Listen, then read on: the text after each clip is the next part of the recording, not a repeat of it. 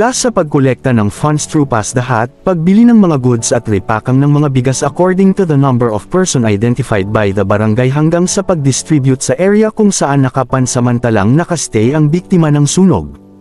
Ang ating mga kabalikat-net volunteers, officers and members ay in action always kahit ang iba at galing pa sa kani-kanilang 9-to-5 jobs, tumulong pa rin sa paghahanda ng mga goods upang ipamigay sa ating mga kababayan na biktima sa nasabing trahedya.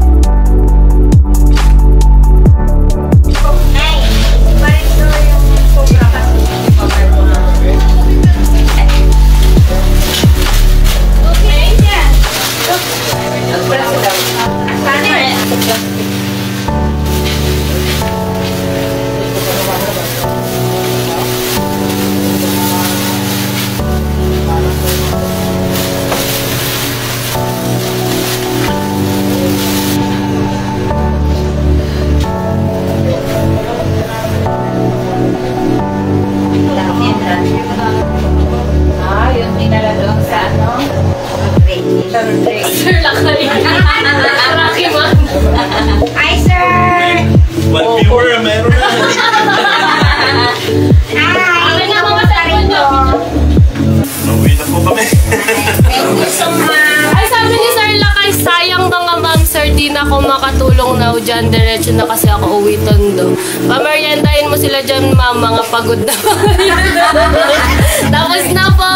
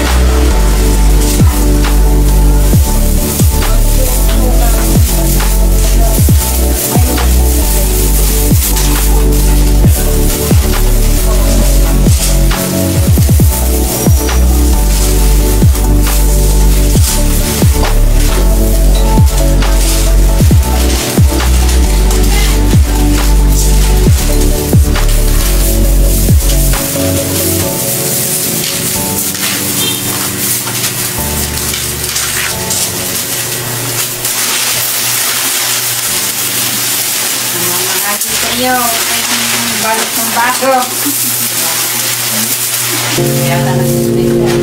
Mga katropa, dito po pansamantalang nakatira ang mga nasanugan sa Dalandan Street dito po sa Talunono, Las Piñas City. At kasama po natin ngayon ang ating mga katropang nasyonal dito po sa pag-distribute ng mga goods. Ito po yung mga pinagsama-samang tulong po mula sa ating mga katropang kabalikat sa ibang dako po ng Luzon. Meron ding iba sa ibang area of responsibility na padala ng GCash. At kung napanood nyo po yung live ni Ma'am Alia, yung ating admin 01, na-mention po niya doon yung mga pangalan sa mga nag-contribute. Actually, ayaw nung iba na ipa-mention yung mga names nila, but ang ating admin 01 for transparency purposes, minention niya po ito sa live. Maraming salamat po doon sa mga tumugon sa panawagan ng ating admin 01.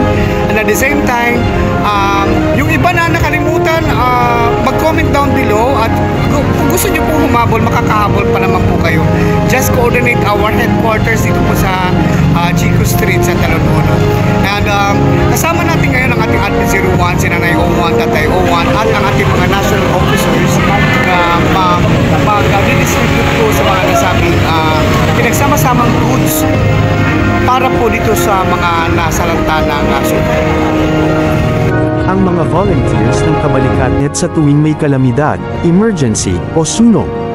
Sila ay agad nagpapas the hat upang mapalakam ng pondo para ipamahagi sa mga biktima ng mga na-mention ng trahedya. At agad ito'y naipaaabot agad bilang tugon sa mga higit na nangangailangan sa ating lipunan. Kabalikat-net na may malasakit sa kapwa. Taglay ang core values ang 3M na ipinapatupad ng Tatay 01 Haji Ibni Barocan ang siyang National President at Founding Chairman ng nasabing organization. Ang 3M ay ang magmamahalan, magtutulungan at magkakaisa.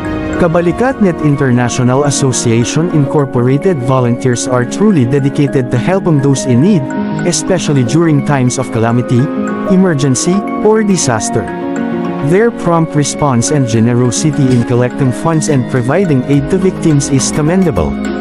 The organization's core values of magmamahalan, magtutulungan, at magkakaisa, love, cooperation, and unity, are reflected in their selfless actions. By prioritizing the welfare of others and working together, Kabalikat-net is making a positive impact in the community. Their efforts serve as a shining example of bayanihan, solidarity, and demonstrate the power of collective action in times of need. Kudos to Kabalikat-net International Association Incorporated and its volunteers, officers and members, sa buong Pilipinas and to the whole world for their kindness, compassion, and commitment to serving others without expecting in return.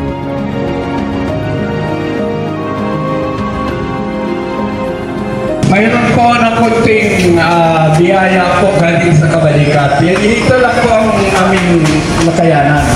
So pagpasensyahan ninyo po. Alam ko mayroon dito Kabalikat kasamahan namin. Siguro bale 5 yata sila. Pero ang Kabalikat po hindi po namimili. Kung sino po biktima, katulad dito po, talagang yun po ang mission namin. Maraming salamat po, ipagpasensyahan ninyo na lang po.